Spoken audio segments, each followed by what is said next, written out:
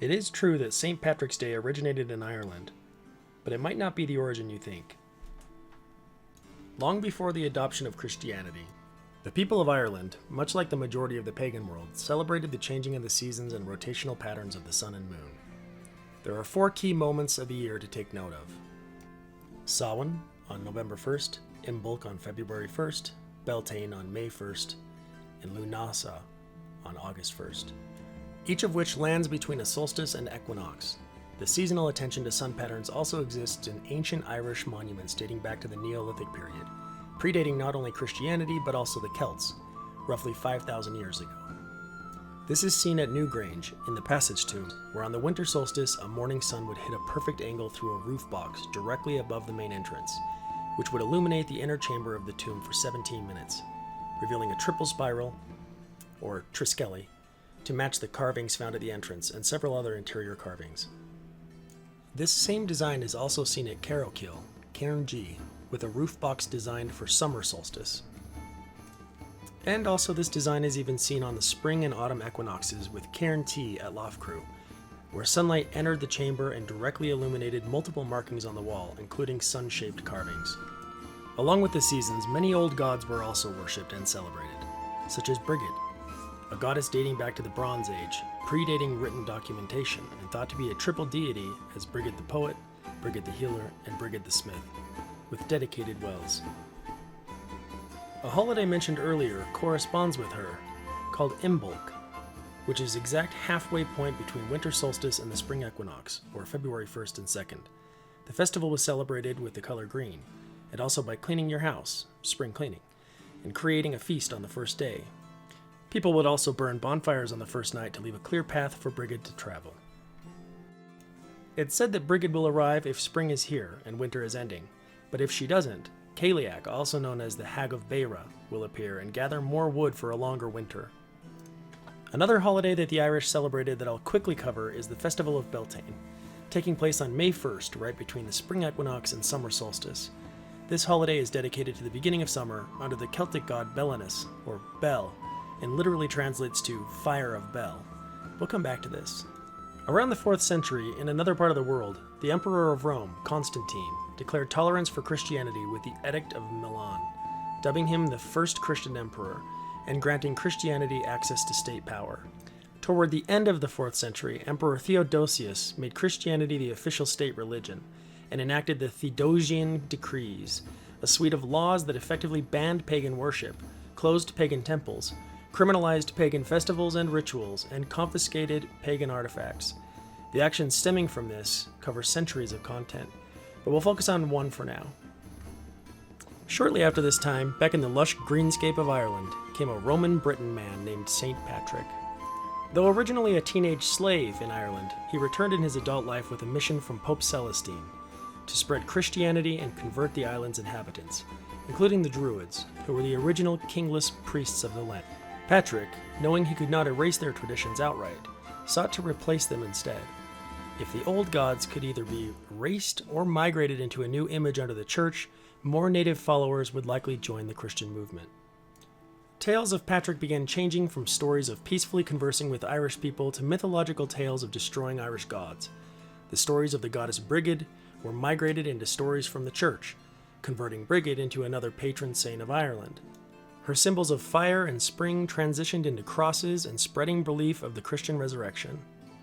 Imbolc was also eventually rebranded as Brigid's Day to celebrate the saint on a date claiming to be the saint's death day, in the year 525 CE on none other than February 1st. Still focused on spring, cleaning your house, and having a feast, only under the guise of Christianity, the same idea of Brigid still exists, just merged into an easier tale to fit a global narrative. More stories would go on to claim Brigid was from a pagan father and a Christian mother, and that she had overlap with St. Patrick, some even claiming they were close friends in hopes of connecting with more pagans. And we talked about Belinus, the fire god of Beltane. An appropriated tale came out around the 8th century in an attempt to rewrite lore that stated St. Patrick lit a fire on the night of Beltane that rivaled the fire of Bel, wherein Patrick defeated Bel once and for all and proved to be mightier. This was an attempt to replace it with a holiday remembering the death and resurrection of Jesus, which would be Easter, of course, but that would ultimately appropriate itself from another pagan holiday, and we can talk about that one another time. As time went on, most of the pre-Christian deities were demonized by Christian writers, with stories written about pagan human sacrifice and dark rituals to sway followers away, from Morrigan to Crom to Cernunnos. Many of the old deities were also completely rewritten as saints of the church, with others being labeled as normal mortals or abolished demons. Yet still, Petric's mission was not only about reshaping beliefs. Following the Theodosian decrees, it was also about eliminating those who upheld the old ways and the monuments that favored them. There's a small mountain in Ireland that was originally called the Cruachan Aiga, which translates roughly to Mount Eagle. There is a legend about St. Patrick, possibly his most significant and memorable one, where it's said that he drove all of the snakes from Ireland, and he declared it as a miracle. But Ireland has never actually been home to serpents. The snakes were, in truth, the druids and pagans that resisted conversion. Through a mix of persuasion, suppression, and the growing power of the church, the ancient spiritual leaders were pushed to the fringes of society, their sacred sites repurposed for Christian worship. The small mountain we learned about called Cruachan Aiga, this was renamed Cru Patrick, as it's said this is where he destroyed the pagan gods and chased the snakes out of Ireland. It's said that St. Patrick died on March 17, 461 CE, coincidentally within days of the spring equinox, just like the assigned death date for Brigid. It too aligned with a significant date in the sun's position, where for 5,000 years the ancient people have celebrated the end of winter. A holiday of remembrance was first created for this day 500 years later in Rome, where people would have a feast and celebration. In the 17th century, the church officially added St. Patrick's Day to the calendar as March 17th. Around this same time, America further pushed the holiday with parades. Patrick is said to have used the shamrock to represent the Holy Trinity, which made it another icon of St. Patrick's Day, though this too came from something the Druids carried with them to ward off evil spirits, where a four-leafed clover represented faith, hope, love, and luck. So the modern-day St. Patrick's Day was born, a holiday celebrating the green landscape returning after winter, the shamrock and its iconography, a feast with those important to you, and even the vernal equinox between winter and summer. Even still, the old gods and festivals of Ireland did not dissolve. They simply transformed.